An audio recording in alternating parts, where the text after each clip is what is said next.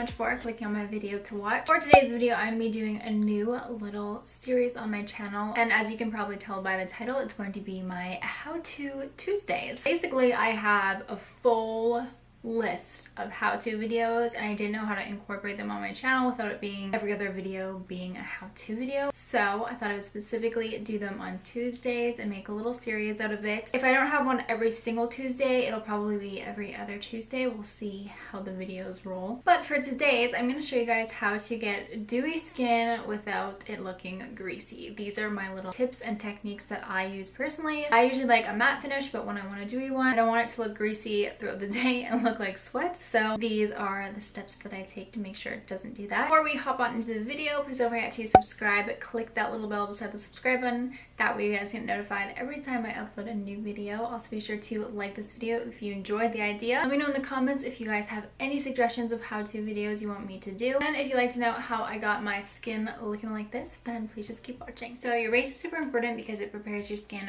for all of the products that are about to go on it. I'm talking really funny because I put this mask on beforehand just so I could let it dry down. And my tip is to start with clean skin. That's why I am doing a mask, and I feel that peel off masks can work the best because they really pull everything out of your skin. The one I'm wearing right now is the Wonder Beauty Lift Off Purifying and Brightening Peel Off Mask, so it is going to brighten your skin at the same time. Another one I really like is this Pixi T-Zone Peel Off Mask. I use them both quite frequently. And charcoal and mud masks can work really well too to really clean out your skin and get everything out, but it tends to make your skin more dry. So that's why I wouldn't recommend using a mud mask if you're trying to accomplish a glowy and dewy finish. The reason why I like to start out with clean skin because it removes all the excess dirt and oils that your skin naturally produces, and I like to get rid of it before I do the rest of my makeup because the dirt and oils can interfere with your makeup if you don't cleanse your face first. So I'm just going to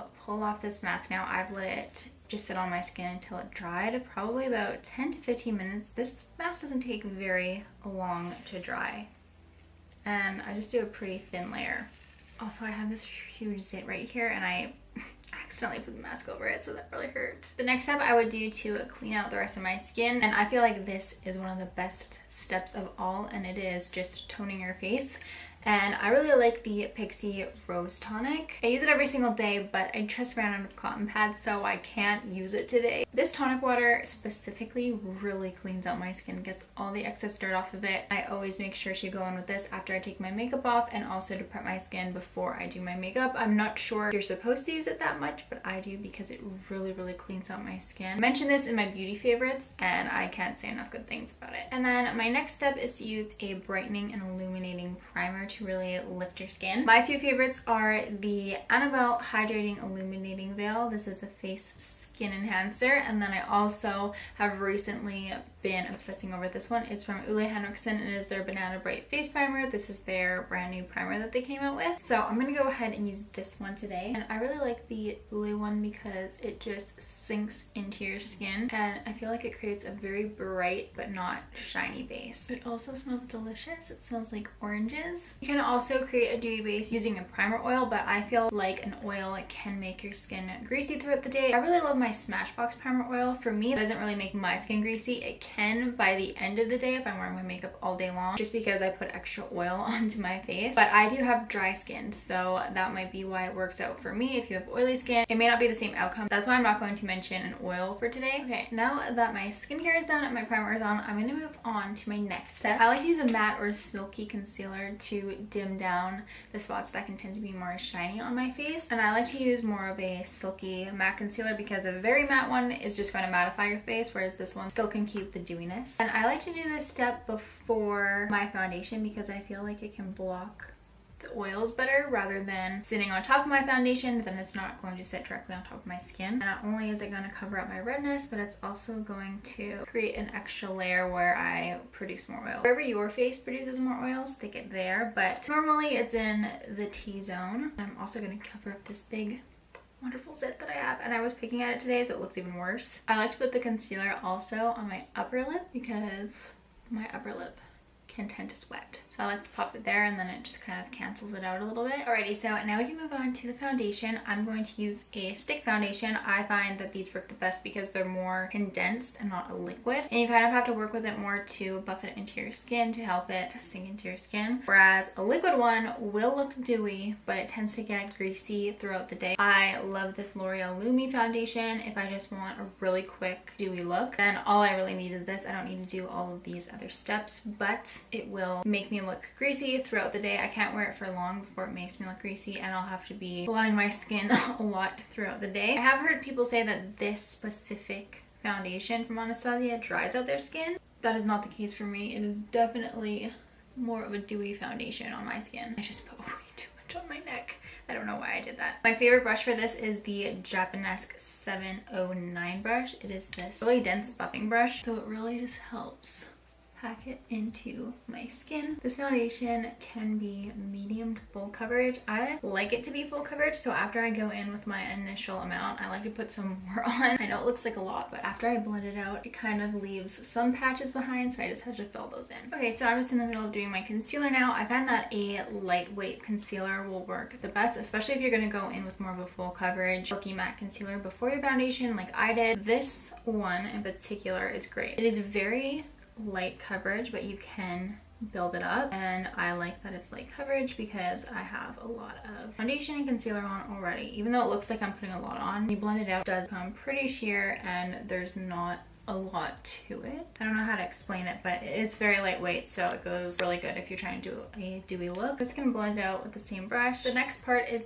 to either set or bake your concealer. I have to set my concealer, otherwise it will crease up. If you have a concealer that doesn't crease up, then that's great. I would still suggest setting the areas where you will produce more oil throughout the day, and for me that would be around my mouth again here, but I'm just using a very light hand with my powder today, using a more fluffy brush rather than a dense one. You can still bake your under eyes or anywhere that you want to, just don't go too overboard because then you will end up looking matte rather than dewy. I do still like to bake my eyelids though, because my eyelids are very oily. I always will bake them. I'm trying not to hit the spots that I want to look more glowy and dewy. That's why I'm being very precise and careful with the powder. I'm going to use a liquid highlighter, and a liquid highlighter obviously will help your skin look extra dewy because it is liquid. I don't like to use a very watery one though. This liquid highlighter in particular isn't very watery. It's kind of so much on the thicker side, but you can see it kind of has more substance to it and it's not just running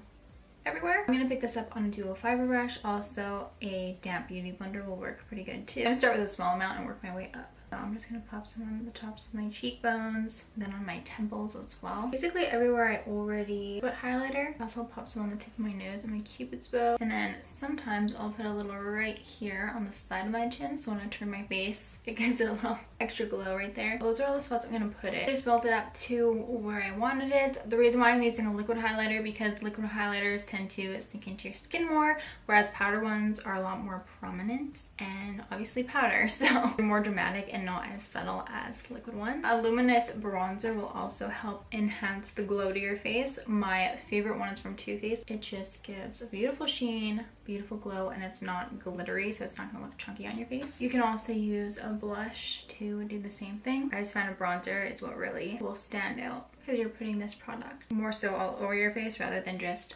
on your cheeks. I just popped on some blush. It's just one last step, and that is using a setting spray, an illuminating one that's not going to make your face look too shiny. This one I feel gives my face a little bit of an extra glow. It sets my makeup into place, but it's not too shiny. I also feel like it is important to set your face if you're doing a dewy look, because it can tend to slide around more and be a little bit more budgy than a matte complexion would. Using a finishing spray and a powder will help lock it into place. Alright, well that is how I get my skin to look dewy without it looking greasy. I hope you guys enjoyed my tips and techniques that I used throughout the video. Let me know which how-to you guys would like me to do next. Also, please don't forget to subscribe before you leave, like this video if you enjoyed it, and I'll see you guys next time. Bye!